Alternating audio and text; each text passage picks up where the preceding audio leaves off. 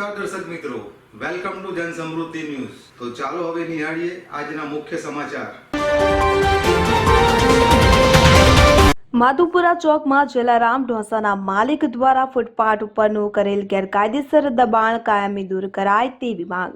અમદાવાદ શહેરના સાઈબાગ વોર્ડમાં આવેલ માધુપુરા ચોકમાં મહાજનના દવાખાના સામે જલારામ ઢોસા નામની લારીના માલિક દ્વારા જાહેર રોડ તેમજ ફૂટપાથ ઉપર ગેરકાયદેસર પતરાનું શેડ બાંધેલ હોવાથી સ્થાનિક પ્રજાને અવર જવરમાં તકલીફ પડે છે। સાથે સાથે ટ્રાફિકની પણ ગંભીર સમસ્યા સર્જાતી હોવાથી આ દબાણરૂપી ગેરકાયદેસર શેડ કાયમી ધોરણે દૂર થાય તેવી સ્થાનિક પ્રજાની ઉગ્ર માંગ ઉઠવા પામી છે।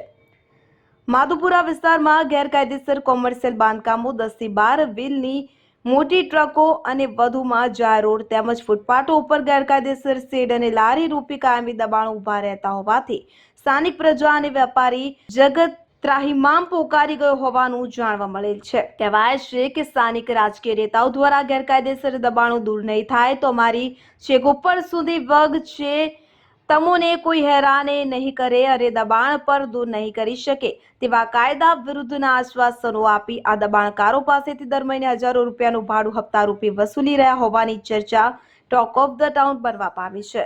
ત્યારે સાઈબાગ વોર્ડ ઇન્સ્પેક્ટર, દબાણ ઇન્સ્પેક્ટર, ડેપ્યુટી એસ્ટેટ ઓફિસર અને સ્થાનિક કાઉન્સિલર તારકીદે આ માધુપુરા ચોકના શેડ અને લારી રૂપી દબાણો કાયમી ધોરણે દૂર કરે તેવી જાગૃત પ્રજાની ઉગ્ર માંગ ઉઠવા પામી છે। માધુપુરા ચોકમાં બીજા અનેક આવા શેડ અને લારી રૂપી દબાણોની ફોટોગ્રાફી સાથે વિસ્તૃત છણાવટ જોતા રહો જન સમૃદ્ધિ ન્યૂઝ।